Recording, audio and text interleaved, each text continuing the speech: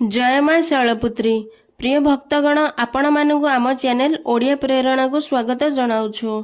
आज नवरात्रिर प्रथम दिन आपण समस्त को नवरात्रि पर्वर हार्दिक शुभकामना। नवरात्रिर प्रथम दिन माँ दुर्गा स्वरूप माँ शैलपुत्री आराधना कराए। माँ शैलपुत्री पर्वतराज हिमालय पुत्री। माँ शैलपुत्री गोटे हाथ में त्रिशूल एवं अन्य हाथ में पद्मफूल शोभा पाउछि। माँ शैलपुत्री पूजा आराधना करने द्वारा जीवन में साहस और पवित्रता भावना उत्पन्न होता है। भक्तर समस्त कष्ट दूर होता है।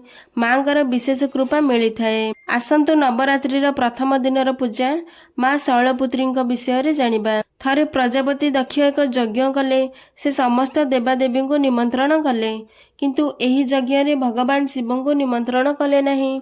सती जेतेबेले जानिले जे तांका पिता एक बहुत बड़ यज्ञ अनुष्ठान करूछंती, तापरे सेठाकु जिबा पई ताकर मन अस्थिर होईगला।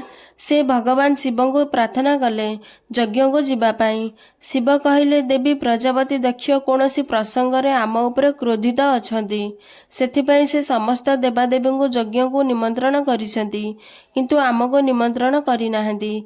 तेणु तुमर सेठाकु जिबा उचित हेबो नाही। शिवंक एहिपरि कथा सुनी सतींक मन शांत हैला नहीं।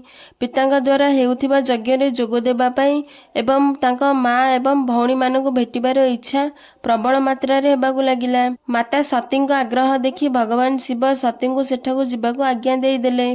सती तांक पितांक घर को जाई देखिले जे केही तांक प्रति प्रेम एवं सम्मानर सहित व्यवहार करू नाहंती। केवल तांक माँ ही तांको स्नेह आदर कले। भौणी मानक कथारे व्यंग परिहासपूर्ण थिला। निजर परिवार सदस्यों द्वारा एपरि व्यवहार रे माँ सती बहुत दुखित हेले।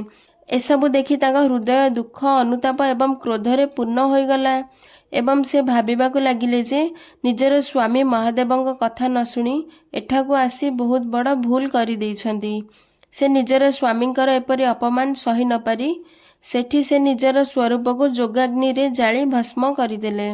एही दुखद कथा सुनी महादेव क्रोधरे निजर अनुगामी मानकु पठाई दक्षक यज्ञ को संपूर्ण ध्वंस करिदेले।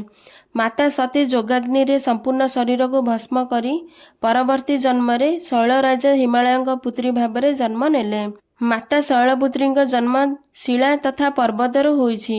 तेणु शैलपुत्री पूजा अर्चना करने द्वारा जीवन में शांति सुख आसी थाए एवं वैवाहिक जीवन में सुखद होता है।